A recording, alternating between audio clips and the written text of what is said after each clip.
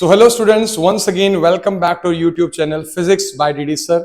आज बेटा हम करने वाले हैं बहुत ही ज्यादा इंपॉर्टेंट एक डेरिवेशन। टॉपिक का जो नाम रहेगा वो रहेगा effect of dielectric on a parallel plate capacitor. जैसा कि आप सबको पता है कि पिछले वीडियो में हमने पैरेलल प्लेट कैपेसिटर को स्टडी किया था, उसका कैपेसिटेंस निकाला था और जिसका जो कैपेसिटेंस की वैल्यू आई थी बेटा वो आई थी A epsilon not by T. A का मतलब था area of each plate, epsilon not का मतलब था हमने वहां पर कोई मीडियम इंट्रोड्यूस नहीं किया था, यानी कि दोनों प्लेट्स के बीच में फ्री स्पेस था या वैक्यूम था। और बाय में डी, डी का मतलब है उन दोनों प्लेट्स के बीच की दूरी यानी कि डिस्टेंस। आज जो हमारा टॉपिक रहेगा वो रहेगा इफेक्ट ऑफ डाइलेक्ट्रिक, जिसका मतलब ये है कि अगर मैं किसी पैरेलल प्लेट कैपेसिटर में फ्री स्पेस या वैक्यूम के बजाय कोई डाइलेक्ट्रिक इंट्रोड्यूस करता हूं तो वहां पर उसके कैपेसिटेंस पर क्या फर्क पड़ेगा। तो पहली बात आपको यह पता होनी चाहिए कि डाइलेक्ट्रिक डालने से हमेशा कैपेसिटेंस बढ़ता है, कैपेसिटेंस हमेशा बढ़ता है।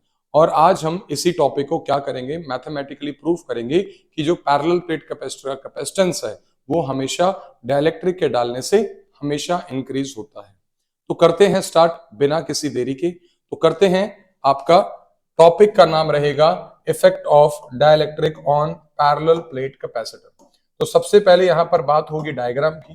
तो सबसे पहले हमें एक पैरेलल प्लेट कैपेसिटर बनाना है, यानी कि एक प्लेट मैंने ये ले ली और इससे कुछ डिस्टेंस पर ये प्लेट मैंने ये ले ली। दोनों प्लेट्स का एरिया क्या लेना है, सेम लेना है। और दोनों प्लेट्स के बीच का बेटा जो डिस्टेंस रहता है आप सभी को पता है, पहले भी हम वीडियो में कर चुके हैं। दोनों प्लेट्स के बीच का जो डिस्टेंस है वो कितना ले लिया, ए ले लिया। इतनी बात समझ में आई बेटा। और एरिया ऑफ ईच प्लेट मैंने ले लिया, एरिया ऑफ ईच प्लेट कितना ले लिया, ए ले लिया बेटा। एरिया ऑफ ईच प्लेट ए ले लिया। इतनी बात समझ में आई। अगर यहां पर मैं बात करूं तो यहां पर पॉजिटिव प्लेट हम मानते हैं। इतनी बात समझ में आई। और इतने ही अमाउंट का नेगेटिव चार्ज आपकी ये वाली प्लेट है। तो ये आपका पैरेलल प्लेट कैपेसिटर है। अभी जो इसका बीच का रीजन है, मैंने यहाँ पर कोई डाइलेक्ट्रिक इंट्रोड्यूस नहीं करा, तो मतलब अभी क्या है, फ्री स्पेस या फिर वैक्यूम है। और यहाँ पर एक इलेक्ट्रिक फील्ड बनती है इस फ्री स्पेस में, जिसको हम ई नॉट लिखते हैं। इस इलेक्ट्रिक फील्ड को क्या लिखेंगे, ई नॉट। अगर मैं बात करूं ई नॉट की, ई नॉट क्या है बेटा, जो इलेक्ट्रिक फील्ड सेटअप हुई है, electric field setup in between plates, in between two plates, दो प्लेट्स के बीच में जो इलेक्ट्रिक फील्ड सेटअप हुई है उसको मैं मानता हूं ई नॉट। और ई नॉट का जो फॉर्मूला रहेगा वो रहेगा सिग्मा बाय एप्सिलॉन नॉट। इतनी बात समझ में आई।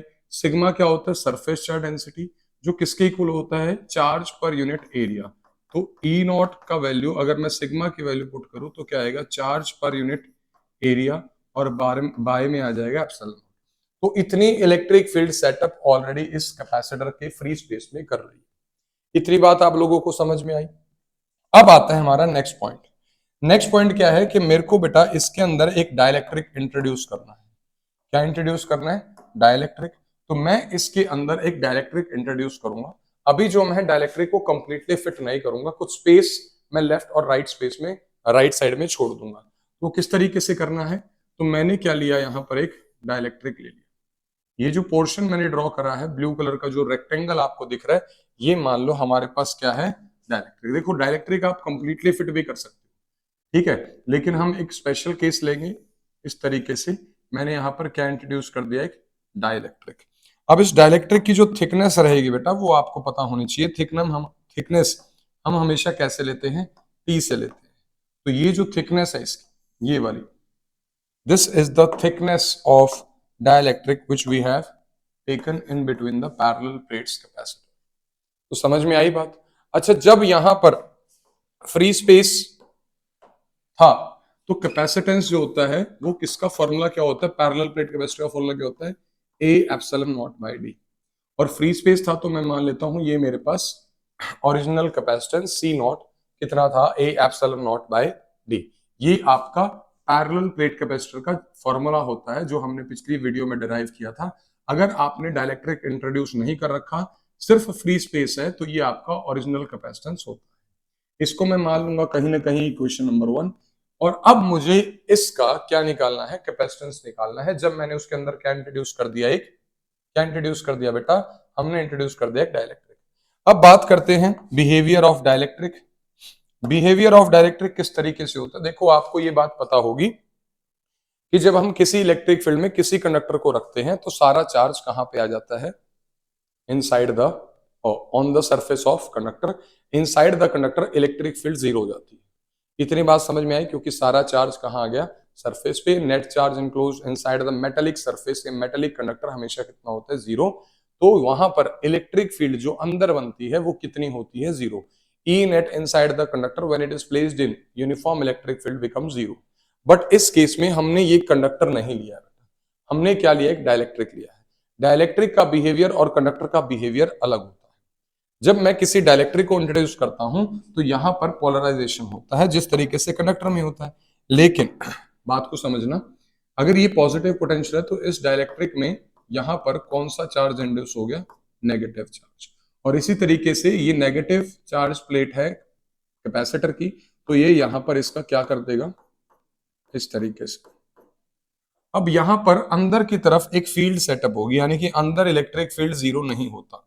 डाइलेक्ट्रिक के केस में अंदर इलेक्ट्रिक फील्ड जीरो नहीं होता। क्यों नहीं होता, वो हम जब स्टडी करेंगे कि बिहेवियर ऑफ डाइलेक्ट्रिक क्या होता है, उसमें आपको बेटर समझ में आएगा। अभी आप सिर्फ ये समझे कि अंदर जो है इलेक्ट्रिक फील्ड वो कभी भी जीरो नहीं होता। तो this is the direction of electric field, जो कौन बना रहा है, डाई इलेक्ट्रिक। और डाइलेक्ट्रिक जो इलेक्ट्रिक फील्ड बनाएगा वो चाहे डाइलेक्ट्रिक बनाए या कोई भी कंडक्टर बनाए, इलेक्ट्रिक फील्ड की डायरेक्शन हमेशा क्या होती है, पॉजिटिव टू नेगेटिव। ये जो इसने इलेक्ट्रिक फील्ड बनाई है इसका नाम मैं रख देता हूं ईपी।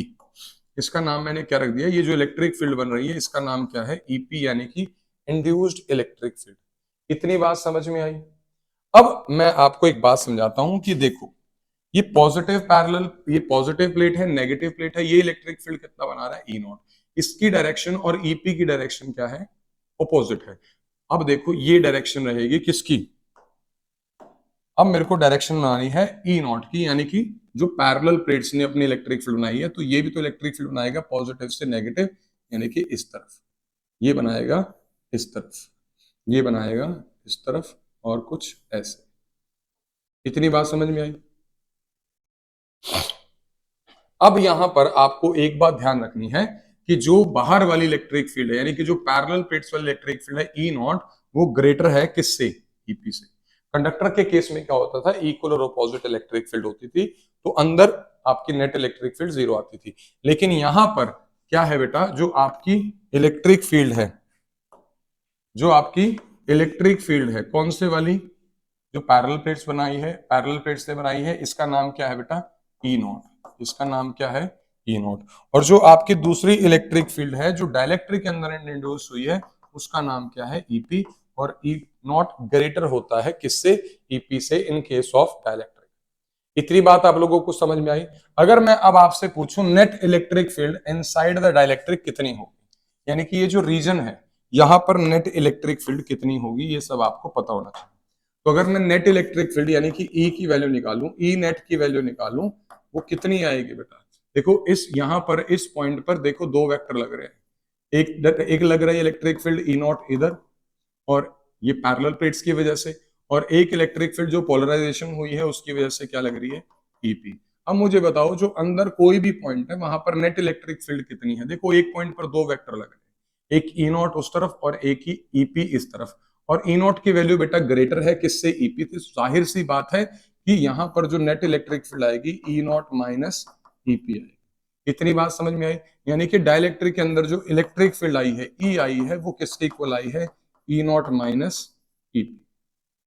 तो पहले आपको ये बात क्लियर होनी चाहिए कि हमने क्या ली है, दो पैरेलल प्लेट्स ली हैं, और एक पर पॉजिटिव चार्ज एज्यूम किया है, दूसरे पर नेगेटिव चार्ज एज्यूम किया है। उसके बाद हमने एक इलेक्ट्रिक फील्ड सेटअप हो गई जिसका नाम था ई नॉट, जो फ्री स्पेस पे लग रही है। ये कहां लग रही है बेटे, आपकी फ्री स्पेस, यानी कि लेफ्ट टू राइट। फिर हमने उसके अंदर एक डाइलेक्ट्रिक इंट्रोड्यूस करा जिसका पोलराइजेशन हुआ, कुछ नेगेटिव चार्ज यहां बन गया, कुछ पॉजिटिव चार्ज यहां बन गया। अब ये भी अपनी तरफ से क्या बनाएगा, एक इलेक्ट्रिक फील्ड बनाएगा। इसने जो इलेक्ट्रिक फील्ड बनाई वो क्या बनाई, ईपी। और इलेक्ट्रिक फील्ड की डायरेक्शन होती है पॉजिटिव से नेगेटिव, तो ये पॉजिटिव से नेगेटिव राइट से लेफ्ट की तरफ, और जो इसने बनाई है वो लेफ्ट से राइट की तरफ।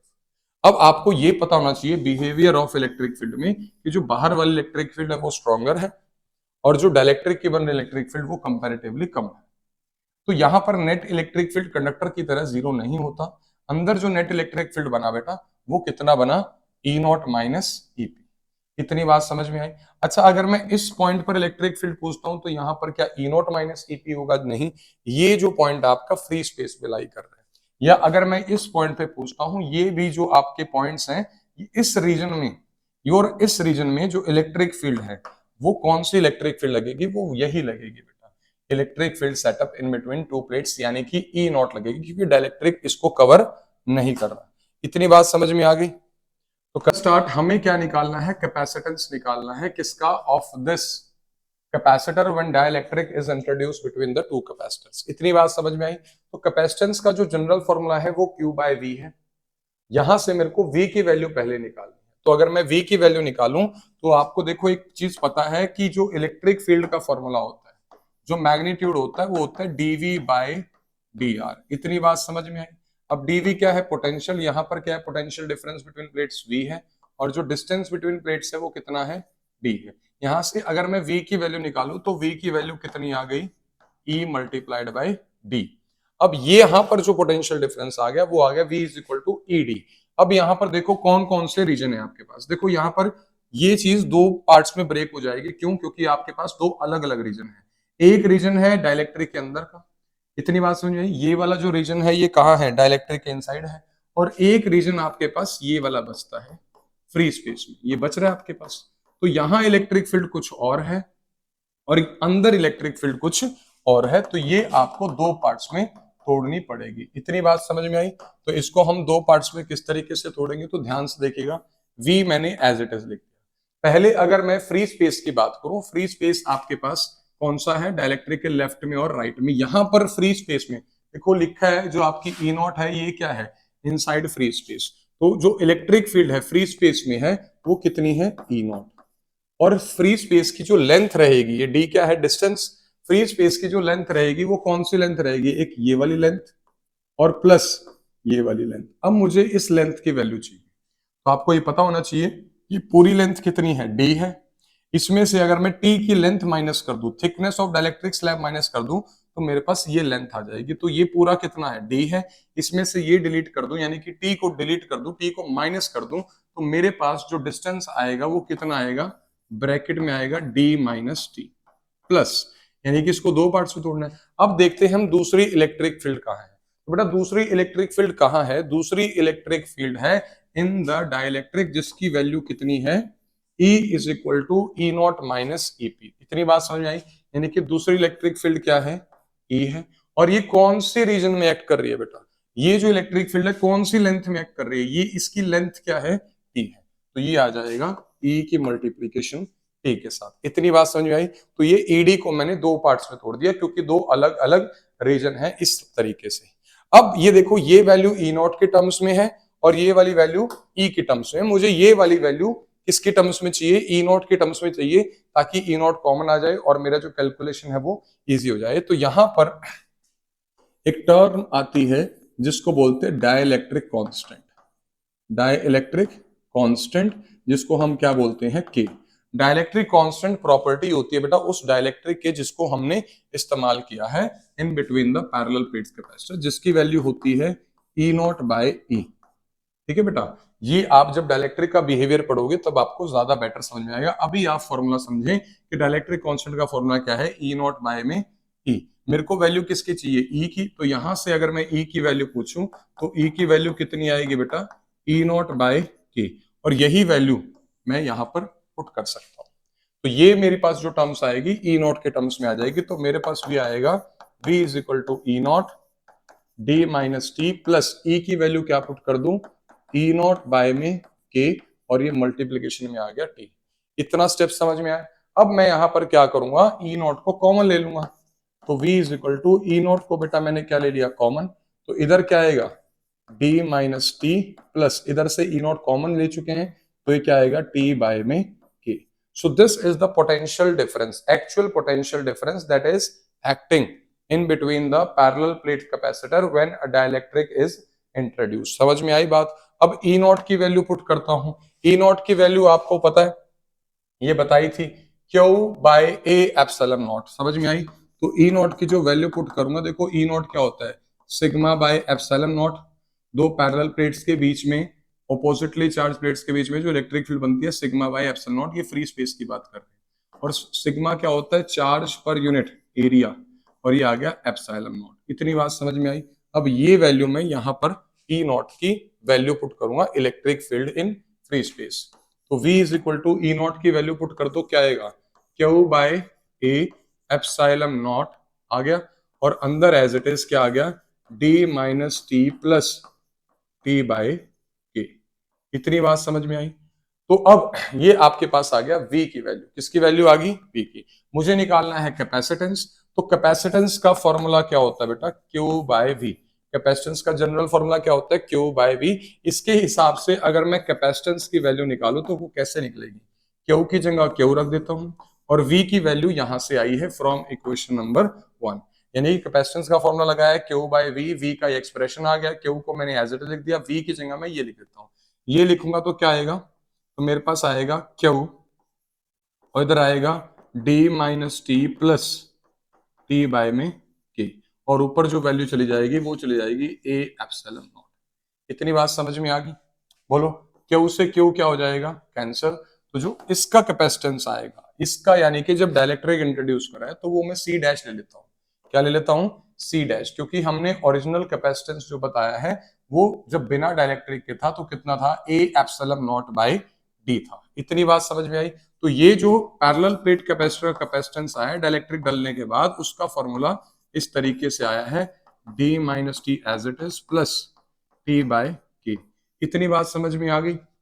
इसको मैं इक्वेशन 2 मान लेता हूं, क्योंकि हमने ओरिजिनल कैपेसिटेंस को फर्स्ट इक्वेशन माना। अब देखो ये कैपेसिटेंस आया है इसका, और एक कैपेसिटेंस है जब आपने कोई डाइलेक्ट्रिक इंट्रोड्यूस नहीं करी थी। यानी कि मैं यहीं पर लिख देता हूं कि हमने जो कैपेसिटेंस जब फ्री स्पेस था वो कितना था, A epsilon not by D।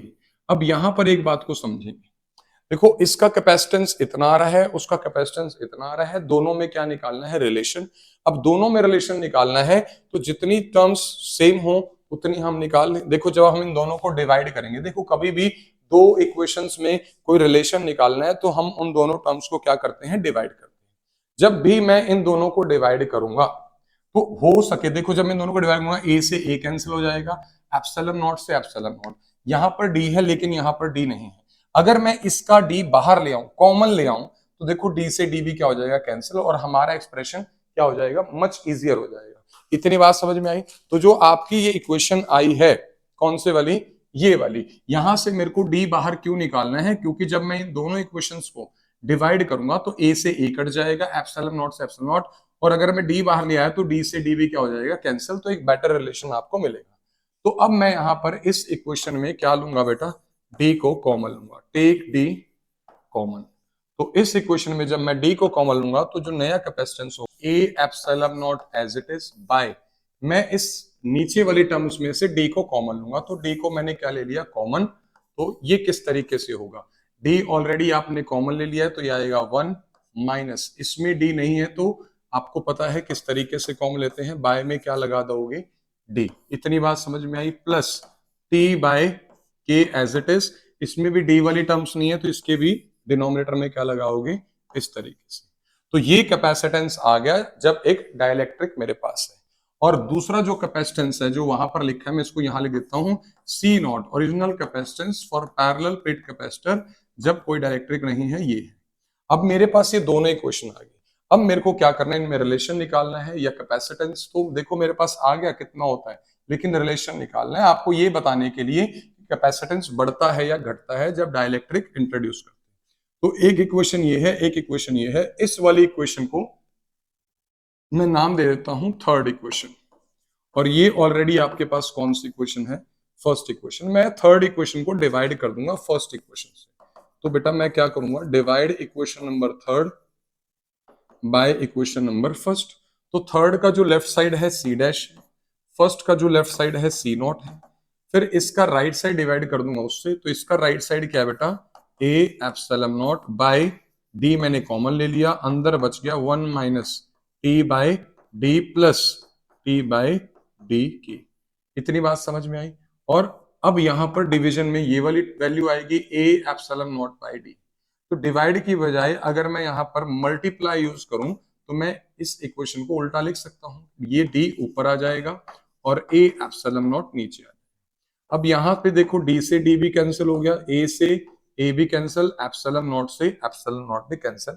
और इसीलिए कि हमारी ज्यादातर वैल्यूज कैंसिल हो जाएं, हमने क्या किया था बेटा, डी को कॉमन लिया था। अब यहां से आपको जो रेशियो मिली है C naught C dash by C naught, dielectric का कैपेसिटेंस और ओरिजिनल कैपेसिटेंस का, वो कितना मिला, ऊपर आपको कुछ नहीं मिला, 1 है। तो नीचे क्या आपके पास, इधर क्या है, 1 minus T by D plus T by D K. इतनी बात समझ में आई।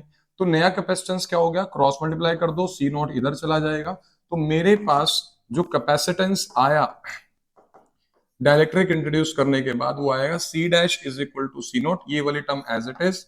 क्या लिखोगे यहां पर, 1 minus T by D plus T by D K. इतनी बात समझ में आई। So this is the final expression that how capacitance of a capacitor is effective if dielectric constant K and thickness T is introduced in between the parallel plates capacitor। इतनी बात समझ में आ गई। यहां पर C डैश का मतलब है कैपेसिटेंस ऑफ कैपेसिटर जब उसमें डाइलेक्ट्रिक इंट्रोड्यूस किया। C नोट क्या है, दैट कैपेसिटेंस ऑफ कैपेसिटर जब उसमें कोई डाइलेक्ट्रिक नहीं था, फ्री स्पेस था। T का मतलब है थिकनेस ऑफ डाइलेक्ट्रिक स्लैब, उस पर भी डिपेंड करता है। और D क्या है, distance between the parallel plates capacitor. और यहां पर रह गया के क्या होता है, डाइलेक्ट्रिक कांस्टेंट। अब इस इक्वेशन से आपको क्लियरली दिख रहा है कि C dash is greater then C। ठीक है, किस तरीके से, जब ये आप वैल्यू सॉल्व करोगे तो ये हमेशा क्या होगा बेटा, एक छोटा नंबर आएगा।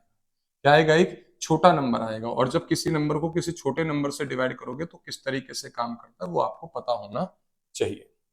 ठीक है, छोटा नंबर कैसे आएगा इसको समझाने की कोशिश करते हैं। मान लो ये जो पूरी टर्म है, नीचे वाली टर्म, इसकी वैल्यू कितनी आ गई, 0.5।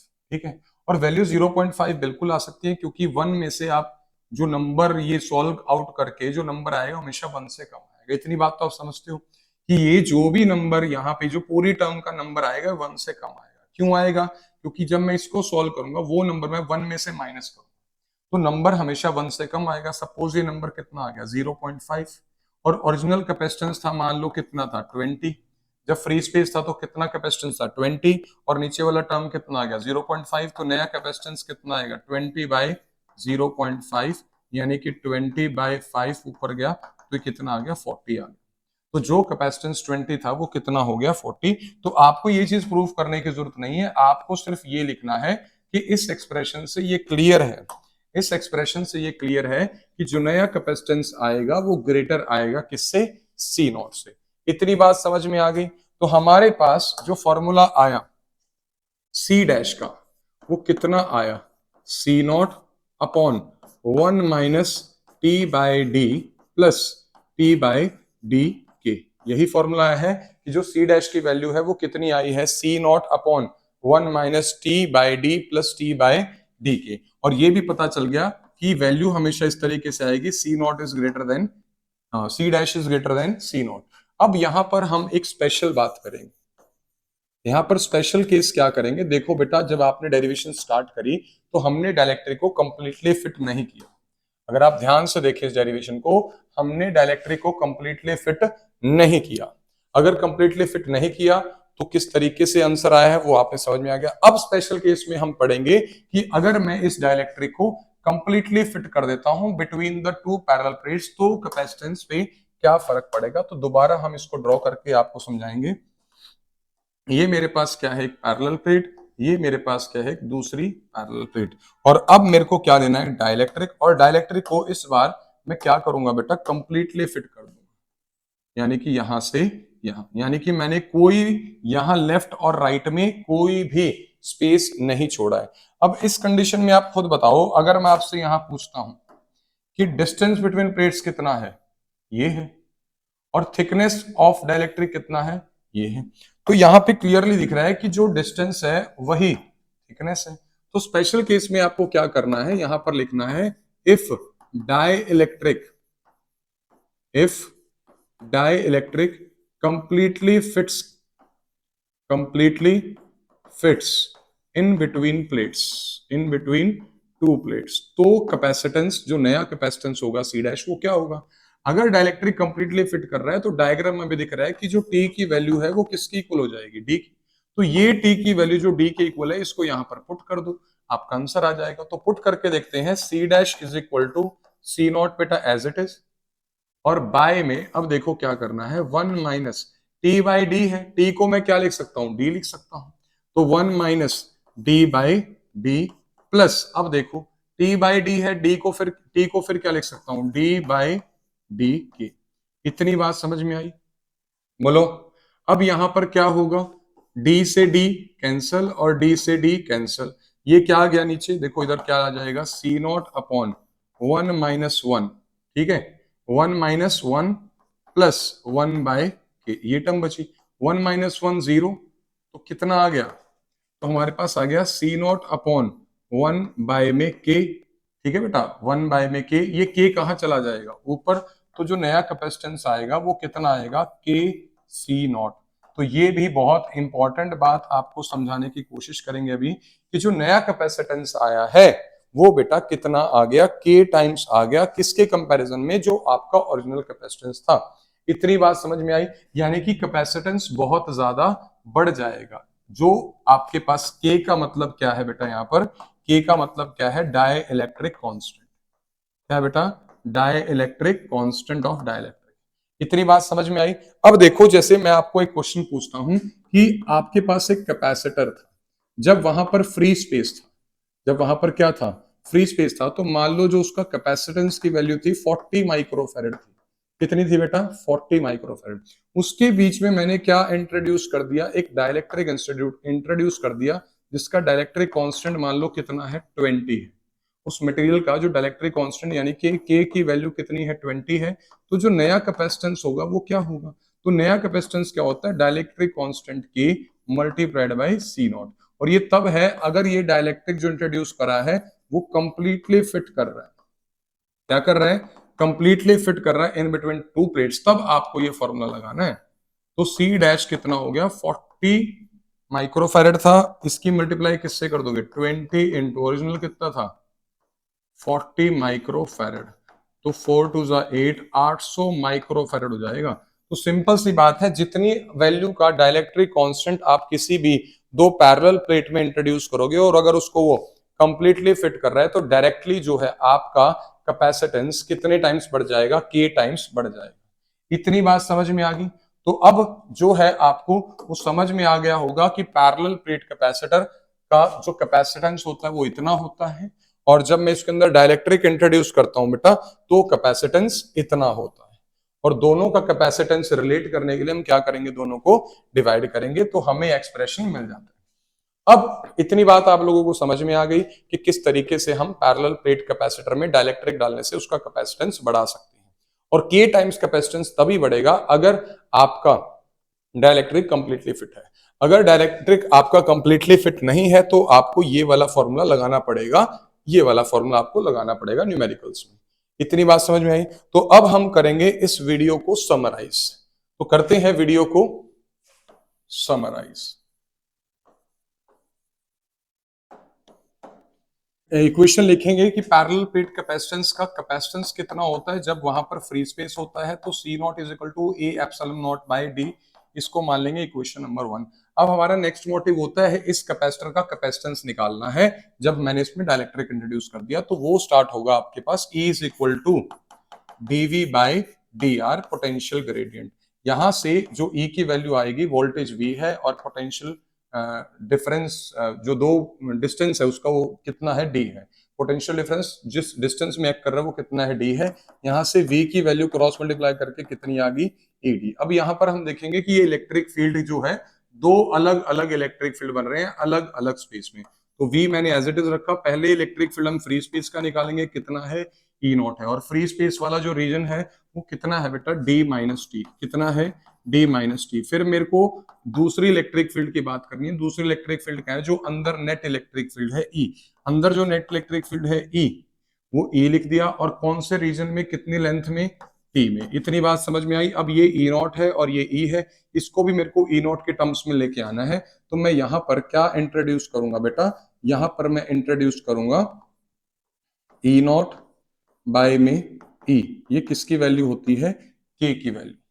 इतनी बात समझ में आई। किसकी वैल्यू होती है, के की वैल्यू होती है ई नॉट बाय ई। यहां से अगर मैं ई की वैल्यू कैलकुलेट करूं तो वो कितनी आएगी, ई नॉट बाय में के। यहां पर ये मैं ई की वैल्यू पुट कर दूंगा तो मेरे पास वी आ जाएगा E naught as it is, D minus T as it is, plus E की जगह क्या आ जाएगा, ई नॉट बटे में के, और ये आ जाएगा टी। यहां से मैं अब क्या कॉमन लूंगा बेटा, ई नॉट को कॉमन लूंगा। तो v is equal to E naught को क्या ले लिया, कॉमन। तो यहाँ पे बच गया as it is D minus T, और यहाँ पर बच गया टी बाय में के। तो ये आ गया आपके पास v की वैल्यू। अब मैं ई नॉट क्या है, electric field in free space. E naught की वैल्यू क्या है, in between two positive and negative charge plates, यानी कि equal and oppositely charge plates में ई नॉट क्या होता है, sigma by epsilon not. Sigma क्या होता है, चार्ज पर यूनिट एरिया, और ये आ गया एप्सिलॉन नॉट। तो ये वैल्यू मैं ई नॉट की यहाँ पर पुट कर दूंगा। तो मेरे पास ई नॉट की वैल्यू पुट करने के बाद गया Q by A epsilon naught, और यहाँ पर आपके पास एज इट इज आ जाएगा D minus T plus T by में के। इतनी बात समझ में आ गई, बोलो बेटा, इतनी बात समझ में आ गई। अब यहाँ पर देखो क्या हो रहा है, मेरे को कैपेसिटेंस निकालना है। कैपेसिटेंस का फॉर्मूला क्या है, क्यू बाय में वी। तो क्यू बाय में वी, और वी की वैल्यू आपके सामने वो है, क्यू एज इट इज आ जाएगा। नीचे जो टर्म आ जाएगी क्या आएगी, D minus T plus T by K. इतनी बात समझ आई। ऊपर क्या आ जाएगा, ए एप्सिलॉन नॉट, क्यू से क्यू क्या हो जाएगा, कैंसिल। तो मेरे पास आ जाएगा ए एप्सिलॉन नॉट बाय, और ये ब्रैकेट में D minus T plus T by K. इतनी बात समझ में आई। अब मेरे पास ये कैपेसिटेंस आ गया, क्या आ गया बेटा, ये कैपेसिटेंस आ गया ऑफ डाइलेक्ट्रिक जब हमने इंट्रोड्यूस करा। और दूसरा कैपेसिटेंस मेरे पास जो है वो है ये A epsilon not by D. यहाँ पर ए एप्सिलॉन नॉट आ गया और वो कैंसिल हो जाएगा जब डिवाइड करेंगे, तो डी यहाँ से मेरे को क्या लेना पड़ेगा, कॉमन। तो इस स्टेप में मैंने डी को क्या ले लिया बेटा, कॉमन ले लिया। जब मैं डी को कॉमन ले लूंगा तो मेरे पास जो नया कैपेसिटेंस आ जाएगा A epsilon naught as it is. नीचे से डी को क्या ले लिया, कॉमन।